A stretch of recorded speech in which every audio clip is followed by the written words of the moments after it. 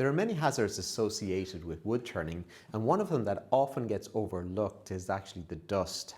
So for many years I've been making bowls. I've spent a lot of time sanding, so I create lots of fine dust. And no matter what type of dust extraction I've got running in the background, it can never capture all the dust, especially when I'm power sanding. So people get in touch with me all the time asking me what sort of respirator do I wear. And one of the biggest problems that they encounter is actually the cost of good quality respirators. So I'm going to show you what I use, but also I'll show you some much cheaper options for people, especially when you're starting out, because you'll realize very, very quickly by the time you get the lathe and the tools that you need and the sharpening system, you've already spent a lot of money. But I really would suggest that you do not skimp on dust protection, because that's the one that long term can do you some harm. So the first one that I'm going to look at here, let me just switch camera for a second. This one here is made by a company called GVS, and I bought this one in England, and this costs about 30 euros, and I have found those to be really excellent. So if you have somebody in a class that has breathing problems, that's the one we go to. And what I like about it as well is it does not fog up my glasses, and you can also replace these filters here on the side.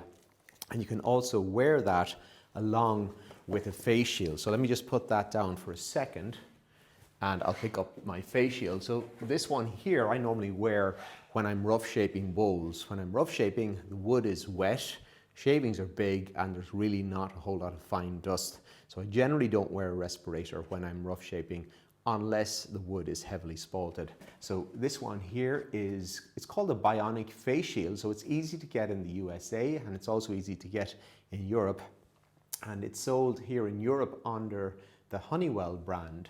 But what I like about that is that if something does come off the lathe, you have a lot of protection here so that it doesn't flex and you're less likely to get hurt. So a combination of that face shield, which is about $40, 40 euros, and this dust mask does work quite well. And the other thing that you can do is you can actually make an adjustment on this face shield so that the shield sits a little bit further forward, allowing more room for that to fit in behind it. Now we're just moving on to the one that I wear here in the workshop, and the model of what that I work with here is called the VersaFlow T300 Plus. And this is a 2-speed unit. So when you switch on the fan, let me just put it running for a second, you'll hear the beep. So it'll just get going in a second. So it's really pretty quiet, and you wear that around your waist, so it's not very noticeable, I suppose is what I'm trying to say. And then if I hold that button for a couple of seconds, and maybe a couple of seconds longer, and that second light lights up, you can hear the fan starting to increase in speed.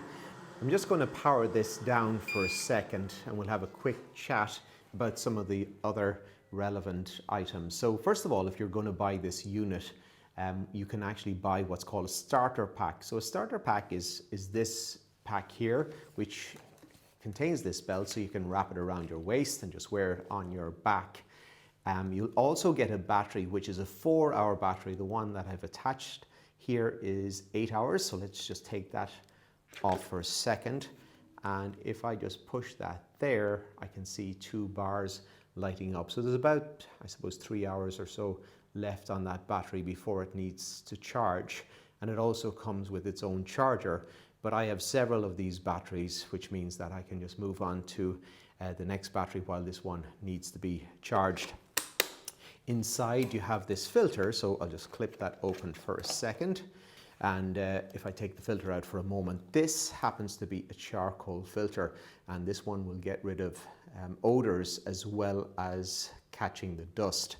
So the charcoal filter does cost a little bit more, but in my view it's worth it, especially if you're putting on oils or something that has solvents in it. You won't smell them if you've that filter fitted. This here is a separate item as well that comes with it, and that will catch some of the heavier dust. So it just means the filter does not have to be cleaned as often. And normally I use compressed air to blow this out, so that I'm not replacing it every time that it clogs up. And as soon as it clogs up, an alarm will go off on the main unit and it just will shut itself down. So that clips in there, and I just pop it in like that. Now on the other end of this, I have a choice of connecting up 3 different types of head tops. So it really depends on the type of work that you're doing. So let me just leave that to one side for a moment. So the one that I like to wear when I'm sanding is this lightweight one here. So this here is the S333LG. So LG means large, and there is a small version as well. The large fits my head just right, and then on the back it clips into the hose. But that one is just wonderful when you're spending many hours sanding all day long. You hardly know it's on your head. It costs about €50, about $50 for that alone, and it really is disposable. So you can see the neck of it is starting to get a little ragged, and it's about time that I invest in a new one. So I'm going to reach down here and pick up another one for a second. So this one here is much heavier duty. If I put it on my head for a second, with it opened up, it's actually really well balanced. I don't feel if I look down or look up that my head is going to fall off its hinges. And what I like about it as well is it's easy to bring down and it clicks right into place, so I can wear it for long hours without a problem. Now what adds a little bit of weight to this is that it's got ear protection as well. So this is an optional extra. You can get these at any time and just add them by just placing those 2 screws in there. For most of what I'm doing, I don't really wear ear protection because I need to hear the tools when they're cutting when I'm turning at the lathe. I find if I have ear protection on, I'm almost working blind when it comes to trying to avoid vibration.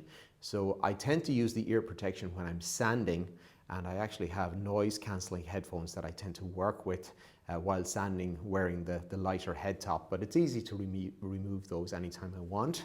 Now you do have the option of these peel away protectors that will go on top of the glass there, but one of the problems that I find is the dust gets in behind it, and it's just hard to see. So I tend to work without the protection, but you just have to be careful. It's easy to scratch that surface. So I like to keep that clean. I'll just show you in a little while what I clean that with. But all these parts inside are replaceable, so you can replace that little cape when it starts to get grubby. You can also replace that screen quite easily as well. They're not the cheapest. They're several $100, I would imagine at this point, but you can actually get a great deal if you buy these on eBay or Craigslist. You can actually get them at a better price, and the model number for this one is called the VersaFlow M/100. So reaching down to pick up the next one, this one here, when I saw photographs of this one, it looked great, sealed up on top, obviously black in color. I suppose what's noticeable about this one straight away is it's much heavier than the other one. So wearing this all day long is not ideal. So they do aim this at, I suppose, occupations where there's the chance of being hit on the head. Someplace like a foundry where there's the extra protection if something comes down on top. Before I finish up, I want to just show you how I keep these face shields clean. One of the biggest problems that I have is that the dust from power sanding seems to be statically charged, and it tends to just find face shields and sticks to them all over the workshop. So I found a really good product, this one here. It's called Amber Cleanse, made by a company called Ambersil. But if you can't find this in the country that you live in, all you're looking for is anti-static foaming cleaner. So don't worry about the brand. Just Google this information here and you'll have what you need. So when you're using that, you just have to give it a good old shake, and it sort of comes out a little bit like shaving foam. So I just put a little bit on the inside and outside. But the first thing I need to do is just get myself a little bit of paper towel. So normally I just tear off 2 strips, one to wipe on and one to wipe off, a little bit like Karate Kid. So just giving that a good clean. And if you've got some deposits on it from splashes from rough shaping wet wood, this will clean through it very, very easily. I'm going to just turn over the dry side, and let me just discard that for a second and do the other side. So it really leaves it in very, very good shape, and it stops the dust from sticking to it. But a good friend of mine was asking me what I used on my face shield. I mentioned that I used anti-static foaming cleaner. He got onto Google and he looked up anti-static foam, which is the foam they use for packing computers. So the next time I met up with him, he had this big wide roll of anti-static foam and cut into small squares for cleaning his face shield, which just seemed to smudge the dust all the way around it. So make sure when you get onto the internet, you order the anti-static foaming cleaner rather than the foam. So thanks for watching, and I'll see you again sometime.